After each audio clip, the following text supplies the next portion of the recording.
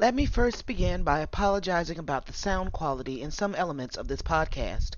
Recording day was just one of those times where technology, time, and the environment conspire against you and your best intentions.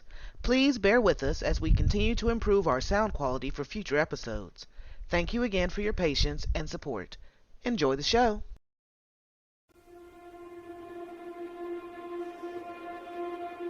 The wheel weaves as the wheel wills, and we are just a thread in the pattern.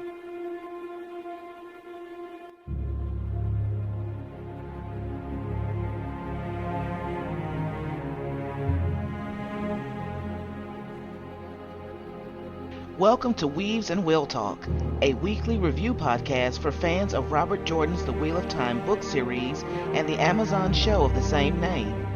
With help from my nerdy friends, we will discuss aspects of fantasy fiction and review episodes of the Wheel of Time show as fans of the franchise. Join us as we explore Rand Land together.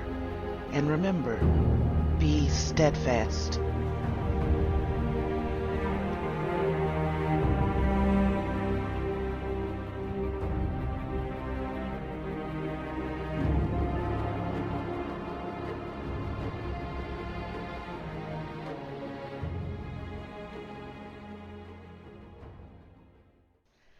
Hello and welcome to episode 4 of Weaves and Will Talk.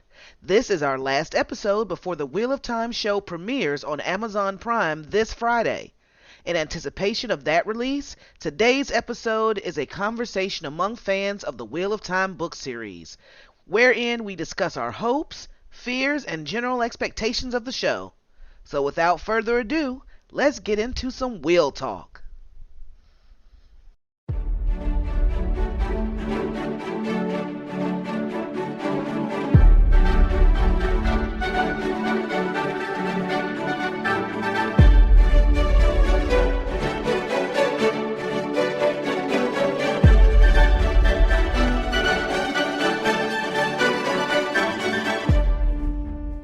Hello again and welcome to this pre-premiere episode of Will Talk.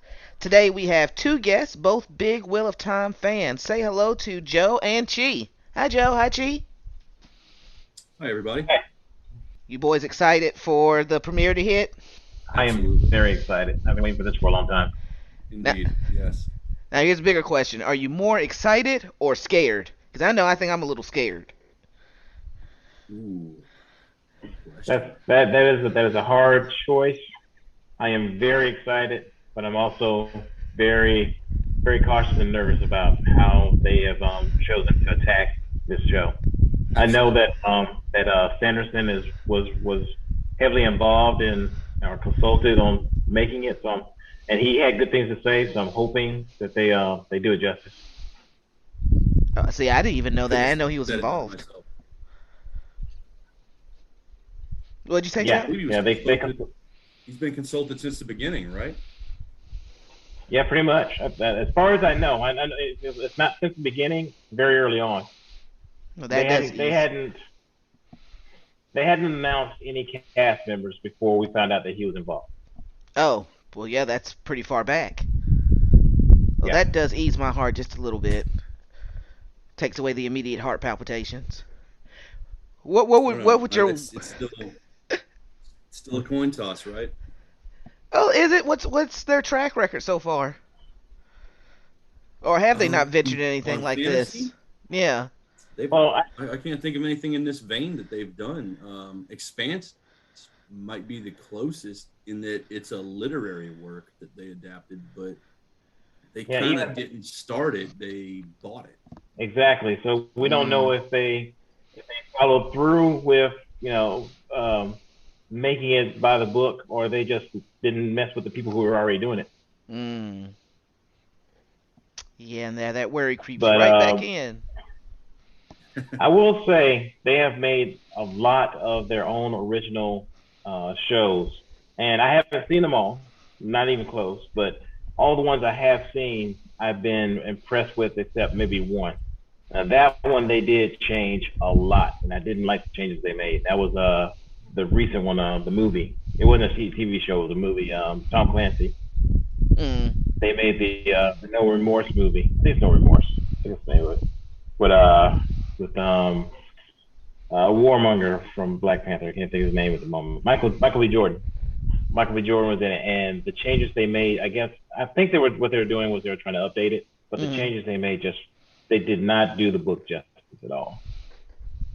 But that's not fantasy, and they are delving a lot into fantasy right now with the Lord of the Rings, the Wheel of Time. And I think there's something else they're doing that's fantasy too.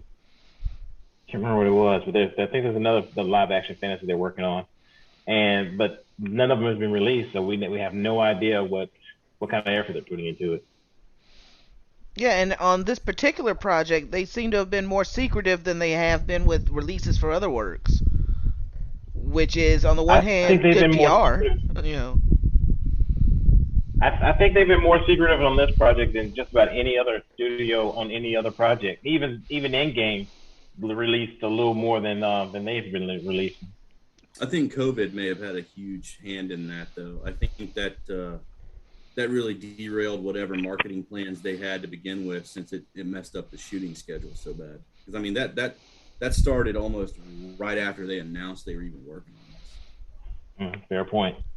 And see, that would make me feel better than the alternative of, they don't have very much confidence in it either. So they're just kind of lowering expectation. I think not only do they have confidence in it, but I think they have a lot riding on it, because I think they're trying to find the next Game of Thrones. And frankly, not only could they do that with the Wheel of Time, but they could access much broader audiences than Game of Thrones ever targeted. And much longer run with an already completed story. Absolutely. Mm-hmm. And if they did it right, they could stretch that into, given how they put 8 to 10 episodes out at a time, if they were really trying to hit every major point, it'd be probably 15, at least 20 episode, or I don't know, 20 seasons. It'd be huge. It'll be 14 easy, because you could just divide it by book. Easy, yeah, yeah, at least. Like, that would be the bare minimum. And I still feel like you would lose a lot, because you're trying to take any volume of the Wheel of Time and work it down into between 8 and 12 hours, depending on how many episodes per season. That's quite the challenge, to hit all those plot points and all that characterization. Really. Well, I know you're going to take a lot. You look at how thick the books are, how long these books are, and you have to think about how much does it reduce that book if you remove all the internal monologuing and all of the observations of everything. Yeah. Because that reduces those books a lot. Those 2 pages describing what the city looked and smelled and sounded like, it's accomplished in what, a half a second, 2 seconds on film.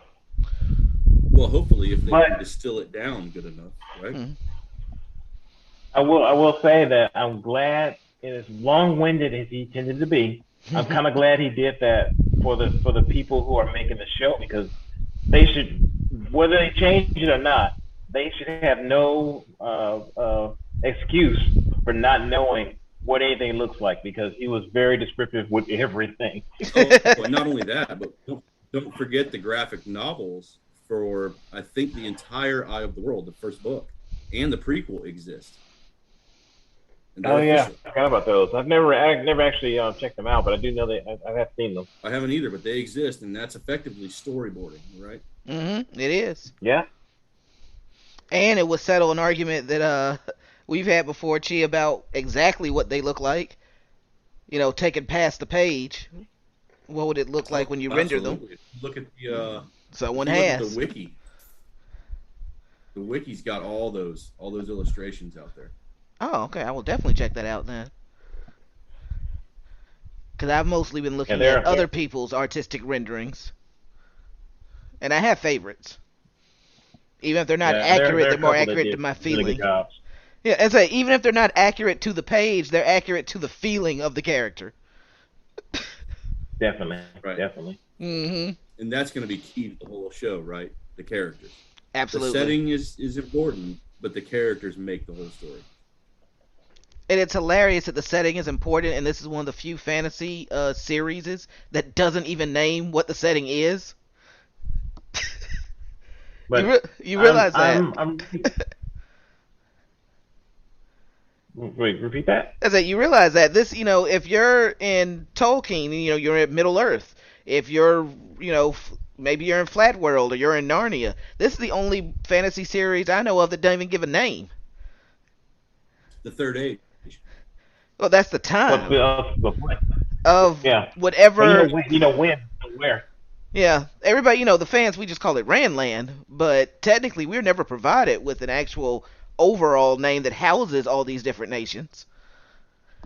True, but What? I mean, to quote the series, there are no beginnings or ends to the turnings of the Wheel of Time, right? So how do you name it?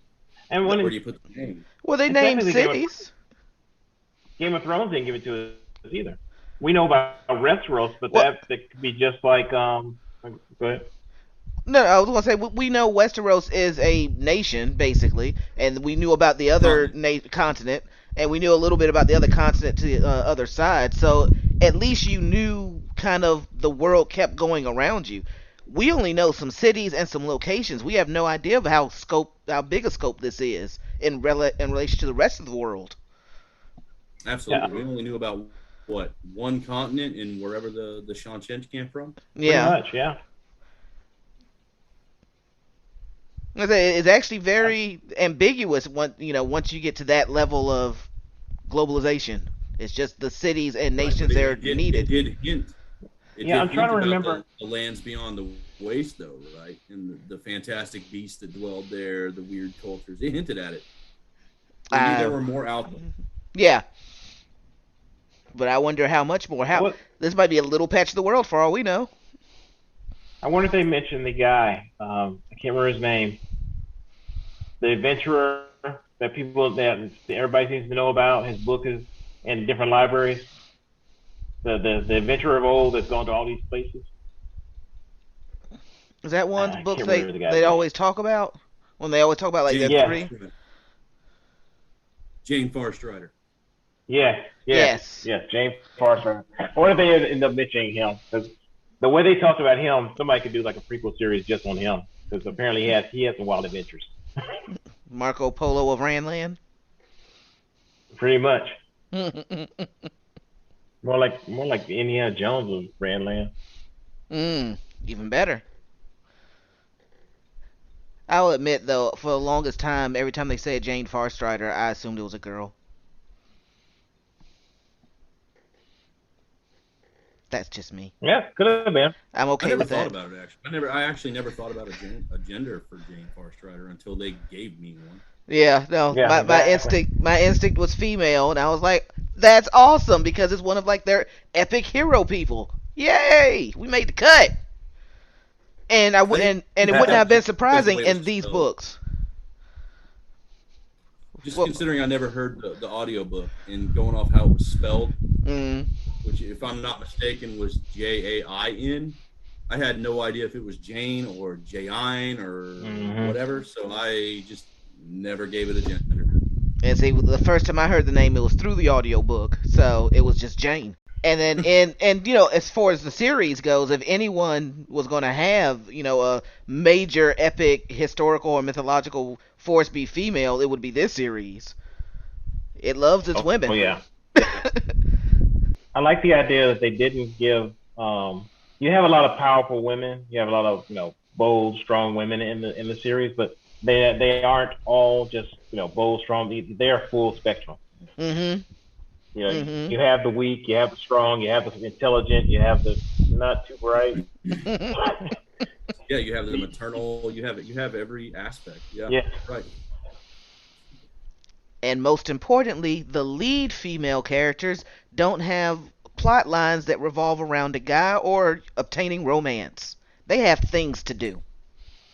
Absolutely. Oh yeah. And I love the fact that our protagonists are trying to save the female lead, and they're like, we don't need saving. We're good. Yeah. Absolutely. And 9 times out of 10, that is absolutely accurate. Totally agree. Mm-hmm. So, if you were to imagine the worst case scenario for the series, how would that look? How would that play out? Have you ever seen the Dresden live action series? Oh God. Yes. That. Oh. Yeah. Now, see, in fairness, I can't compare it to the books because I haven't read them. But I did see the show, and I didn't like what I saw. But I just don't know how bad that is compared to Well, the sword. the worst part I can say about that show and the comparison between book to movie is that later on, after I'd seen the show and after I read, I'd say the first 12 books, I found out that one of the episodes was that was supposed to be a pilot for the show was the first book. And I was like, one episode was the whole first none of the books. None of the books were episodes. I'm like, no, it wasn't. And they named which one, so I went back and watched it because I knew that book. And knowing that episode was based on the book, I still barely recognized it. Mm. Yeah, how do you take an entire novel and condense it down into a less than 1 hour episode without just eradicating most of the plot? Yeah, exactly. Yeah. Yeah, they failed Dresden. They really failed at that one. Huge disservice to the whole series, I'd say. Yeah. And Butcher hasn't said bad things about it. He said he just thinks of it as an alternate reality of how things could have gone in the Dresden universe. Bland and boring. Yeah. Fair enough. Yeah, pretty much. So I take it you agree with his answer? Absolutely. Yeah, I think one of my big fears about it is I'm afraid that they're going to rush it. Yeah. They're gonna cut too much out and they're gonna rush it, or they're gonna have trouble. A lot of the fun of reading that book is you as a reader know what Rand's up to and why. You know what Perrin's up to and why. Mm-hmm. You know what the king over here is up to and why. You know what the Aes Sedai are up to and why. And then you hear them rationalize what's going on in the world around them. And they're basing it on their experiences and what they know. So I'm not saying they're stupid, but there's just not a lot of communication, and they're going off of this is what we expect to happen and trying to rationalize in that scope, and they just get it wrong so often. And just watch these characters interact with each other, getting it wrong so often. And it's just fun to watch, but most of that is carried out in internal dialogue, monologues or whatever, and hearing what they're really thinking about, what their motivations are. And I'm afraid a lot of that's going to get lost, because it often does when you translate from the written word to the visual media. You tend to lose that. A lot of that was lost in Game of Thrones. The show didn't suffer, but if you read the book and then you watched the show, you lost a lot of that. Mm-hmm. And I am worried of losing too much of it, and when they bring us the Wheel of Time. Yeah, I totally agree with that. If I had to say that would be my greatest fear as well. If I had to give a number 2, or just for the sake of giving a different answer, I'd worry that they just tried to change it at all. Tried to. I'm trying to think of an example, right? The George Clooney Batman comes to mind, right? Where that director just tried to put his stamp on it, right? Mm-hmm. I'm worried about that. It's not a story that's open to directorial interpretation. Or changing the characters, pronouncing his name like Ong to Aang. Yep, but I was going to go one step further and saying not only changing pronunciations of names that people have gotten accustomed to, and that's what they associate a character with, but drastically changing ethnicities of characters without cause. Like, if you have a reason, absolutely. I'm okay with that, but without cause? Or in this case, my fear would be gender. That annoys me. Genders could be offsetting because of their roles are pretty clearly, stamped out. Well, that's what I'm saying. Changing, and a lot of those roles, if you change gender in this, it throws off the whole entire dynamic almost. Which is why I'm afraid. In pretty much every culture mentioned, Yes. Which is why I'm afraid. Yes. But ethnicities aren't that big a deal because we don't really know. Yeah, we do. Agreed. No, that's one of the things really. that Jordan described pretty well. So even if you don't have a concrete, look of a person, we got concrete looks of like the genetic grouping of the different ethnicities, and he had a wild variety. But more importantly, we know how diverse the cities were. Exactly. That's really what matters. Exactly. Yes. And it may be that I don't know because there's a lot of this is one of the failings I have with writing. I don't know what a lot of descriptions are in some of the books I read. Like when they talk about almond-shaped eyes, I don't really know what almond-shaped eyes are, so I don't know what ethnicity he's talking about or may referring to that has almond-shaped eyes. Or when he talks about the chin, or we talks about some of the words he uses to describe the chin or their color or their the shape of their ears, aquiline nose. Mm-hmm. Yeah. So I'm when he uses some of those descriptions, I'm not sure exactly what to picture for that, and I don't have an ethnicity to assign it to because of that. So I just kind of gave my own interpretation in my mind of what I think these people look like and just assigned that. But I didn't see it as knowing, these guys relate to, this nation or, this real life nation or real life color or ethnicity or culture or whatever. Well, as the writer, I would expound on it. Go ahead. Honestly, sorry, I would say that, truth be told, when I'm reading, I don't really think in the terms of ethnicity or even gender, to be honest, unless it's spelled out for me. I care more about how the character reacts than what they look like or even what their costume is, or really even, the majority of the setting, to be honest. I'm more concerned with the goings on in their head, the motivations, the outcomes, the action, the parts that matter of the story, right? Mm-hmm. The look can be whatever it wants. We've seen a bazillion interpretations of, say, Cinderella, right? The look doesn't matter. Who plays who doesn't matter, as long as the characters do what the characters are supposed to do in the story, right? You can put them anywhere. Mm-hmm.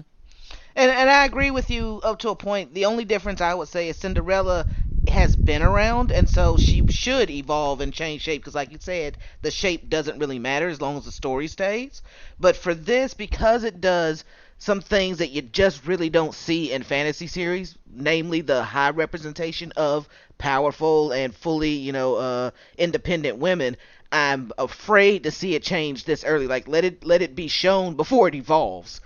And particularly with this story because it rotates on gender lines, I agree, and I don't think this is a story where they should do any gender swapping. Yeah. Simply because it's already doing a very good a very good job of handling those gender roles and how they persist and work in this world, right? And that's already been thought through and handled. And they don't need to do it. And trying to change one would be like trying to pluck a strand of the weave. Absolutely. And with the ethnicities, I think the same thing applies. Just because, like I said, keywords aside to help you navigate what their appearance is, the protagonists that we end up following are country folk. So every time they've encountered, people from a different state or nation or area, it's always been a lot of description about what this other looked because it was so foreign to them. And that may be one of the reasons I keyed into that, because just like them, this was a new grouping, a new culture. And he gave so many details, it had to be relevant. So I also don't want to see that change. That's the diversity of his setting. Once they become an established character, I'd say that those details kind of take a back seat to character details, right? Mm-hmm. How would that specific character react to this situation? No. And that is just irrelevant to looks or even gender. Except something else in real time, I would say, right? Something else I am afraid of is, are they going to be bold enough to put in some of the more questionable things that might shape the width of the audience they're gonna be catering to? Mm-hmm. Like the off the air. Are they going to have their full cultural idiosyncrasies? What's Are they gonna have? what's Amazon's history on that? Uh, well, the part of it's going to be dictated by what kind of rating they want to put on it. And Well, they haven't I said mean, that. they're not scared. What was that? Have they said anything about the rating? Any hints, indication? Actually, I don't know, but I know that if they follow the book, it probably won't be. I mean, there's plenty of violence, but there probably won't be as much blood and sex as there would be in, say, Game of Thrones. Right, which So is a low bar still. they may be trying to look for, the teen rating, the teen audience, and the maybe even a young, younger teen audience, like PG-13 maybe, or PG. Yeah. They may be looking for that type of audience. But then you have, cultures like the Shan that have certain, parts about how they handle people that can channel, and they might not want to show it, like it was depicted in the book. And I think it would take away to not do that, or almost defeat the purpose of having them if you take that away. The Off Me Air, it was just a flavor of being out in the ocean and how they handle their culture. How they dress is very important to their culture, and I'm afraid they might lose that. Or they might try to overdo it. They might try to keep it in there and overdo it just so they can put more seats in front of the TV. Yeah, that's possible. I hope not, but that's entirely possible. In fact, that's what I've been hearing from the fandom about the Tolkien series. They've been hearing rumors that they're going to include things that were not included in Tolkien's books because they want more seats in front of the screen. Oh, the Aiel. I'm afraid they're going to handle them, poorly. And the Aiel. I'm more worried about Sean Chen, to be honest, than the Aiel. Well, I'm more worried about them. I guess I'm more worried about them for different reasons. Really, it's not that I'm afraid they're going to tone it down because of culture or whatever. I'm afraid they're just going to not make them as badass as they are. Yeah, I agree with that. It's the culture of Batman is what it is. Pretty much. Pretty much. So what? I guess what it boils down to, right? We're all worried about them watering any part of the overall narrative down, right? Yeah, yeah. That's what it boils down to. Yep. Well, the last thing I'll ask then, so we can end on a positive note. What are you excited to see? I want to see a visual representation of Roy Young. I want to see a phonetic representation of Roy Young. I know what that looks like written down, and that's not right. On that same note, for both of our wishes there, I also want to see Teleon Riyadh. Oh God, yeah! I can't wait to see that. Yes. Yes. The wolf dream. Yes. Yeah. Yeah, they're not particularly talkative, yet the wolf conversation is some of my favorite. Honestly, if I had to pick a thing I'm excited to see, I'm interested to see how they handle the male side of weaving, because we haven't seen any visuals of that, and it really wasn't made overly clear what that looked like, right? We know what it felt like. We don't know what it looked like, right? So I'm interested to see how they handle that. And I'm also interested to see how they handle some of the shadow spawn, to be honest. That is a really good point that I wish you had mentioned like 8 months ago. I could have put that in my thesis.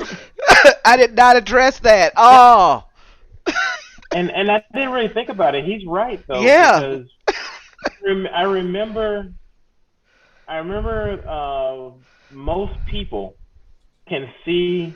No, not to the back. No, I can see it. Only the women channelers can see it. Mm-hmm. They can see the weave, and they always talk about what the weave looked like. But the men never really talked about what it looked like. And the only time I even remember mentioning seeing men channel, seeing what it looked like, was when someone was shot. That person's channeling Saidin. I remember that, and obviously they saw something different by seeing that. But it still doesn't describe what the I, actual magic looked like. Yeah. And then the book fills with, or maybe even overfilled with descriptions. That was an I obvious can't remember a lack. single time where he described what. Yeah. Neither can I, which is why it would have been excellent fodder for my thesis. Thanks a lot, Joe. Well, I mean, the closest we came, I think, was when, and I'm sorry if I butcher the pronunciation. Again, I've only ever read it. So when Nanave, right? Hey, we don't know we're gonna be right. They could go third. No, just in case you were. I've heard him say the name so often that I know which one he's talking about. Fair enough. Make sure you know. He's heard me butcher it enough times. He knows what I'm trying to get across. Fair enough. The character that was constantly pulling a braid, which, by the way, better be in the show. Yes. That was that was her tick. Yes. But I digress. But anyway, she's probably she's probably whoever came the closest to describing what a male channeling, was like when they were. I'd have to reread that scene, but possibly, yeah. She still never described what it looked like, only what it felt like to her. Mm-hmm.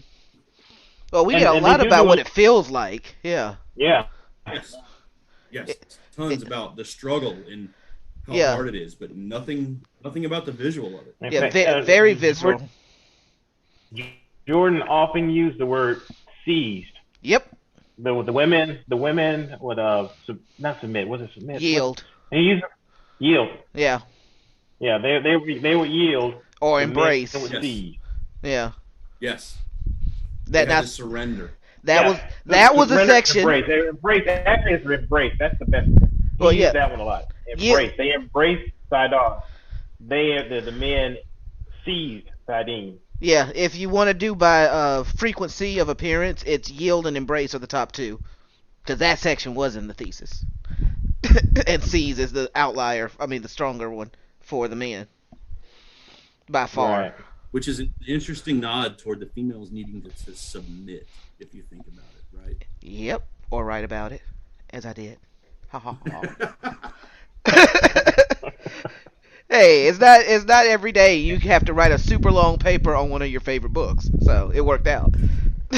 Well, not every day that somebody gives you a chance to talk about it, right? That's true, and happy to provide the opportunity. It was well written. And both of you will get a chance to continue to talk about it when we see you again on the show, once the show airs, and we'll bring you back in to talk about what we just witnessed. Hopefully, it'll be all awesomeness. And hopefully they do not mess up whatever CGI models they use for wolves. Oh, yeah, they need to get that right. Yeah. Yes, because we are historically really, really bad at making CGI wolves. Like, give me a good example of a CGI wolf, honestly. Game of Thrones? Maybe. They were okay, yeah. Closest I've seen, and it still looked like a big husky, right? What's not Snow? What's his name? What was Jon Snow's? Ghost. Ghost looked awesome. Yeah, but Ghost had the benefit of being white. Yeah, I will say he was the only one that really looked awesome. Yeah, and I think the coloring had it because you didn't have details with him. All you saw was white and red eyes. So you lose a lot of the physical detail. Yep. But it's more about the gait, the presence, right? If you've ever seen a wolf, you know what I'm talking about. Like there's a way they move, there's a way they're built that makes them feel and seem realistic, and they are very bad at that when it comes to CGI. Well, something that's been absent from any of the leaked footage or the released clips or pictures, Ogier. Yeah, that's been a concern. That's a concern for me.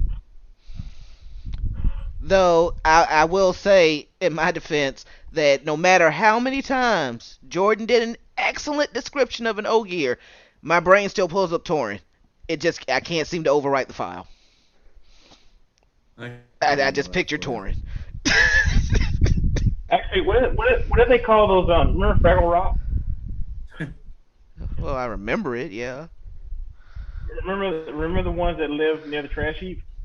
Yeah, the little rat creatures. No, the big ones. They were No. like giants. They kind of remind me of what I envisioned for the old gear. You're not wrong. I just sent you guys a link to check out to one of the more official. This is on the wiki. Actually, before I look at it, would you say it looks closer to a Bothan, an Ogier would? Oh, Yeah. Yeah. See? maybe a little bit. Yeah. Yeah. Yeah. I'm thinking a little bit more trollish though. Yeah. For sure. But still. Than feline. Still good callback though. Yes, very much so to previous episodes. Yeah, I can see that. Definitely.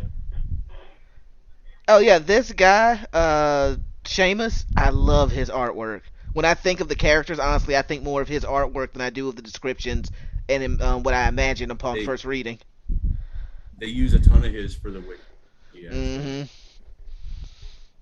The boy is talented. You know, and this is where I'm going to have a problem. You know, just it's going to be a personal thing, but I'm going to have a problem with moving from the Audible book to the show. I don't think I'm going to have a problem with any of the other voices, you know, that they did. But listening, I hear Law's voice from the narrator, and I don't know what voice they're going to use when they speak. But I just know it's going to throw me off. I'm going to have trouble with that one. I know it's coming. I'm trying to prepare for it. I'm getting ready. I know it's going to happen. There's only one loyal. And I did not listen to the audiobook. So what was that like? Was it deep? Was it grumbly, gravelly? It wasn't gravelly. It was like deep. It was kind of slow, deep. That sounds right to me.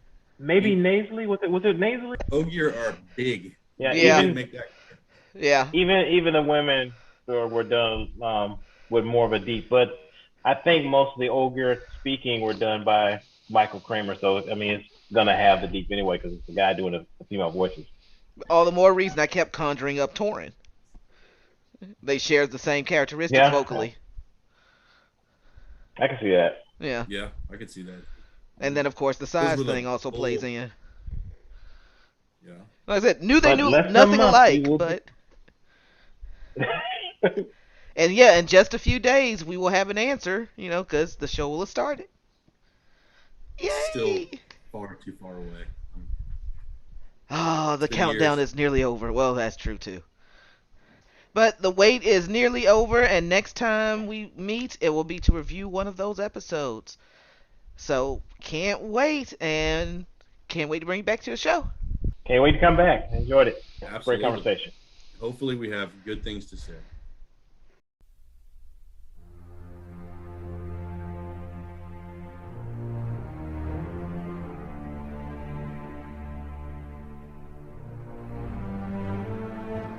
Join us next week for more Weaves and Will Talk. And please remember to like, comment, and subscribe. May you find shade, my friends.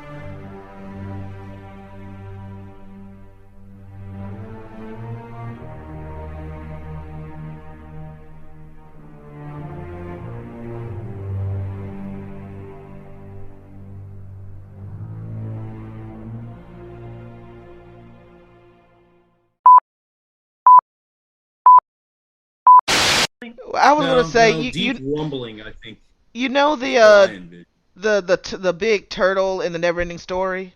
Imagine it didn't have a cold. Yes. And had a little more confidence. You know what?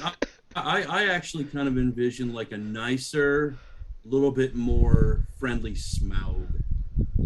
Okay. Well, here's my Michael Kramer impression of Law. Okay. Talking to Rand. That's far too hasty.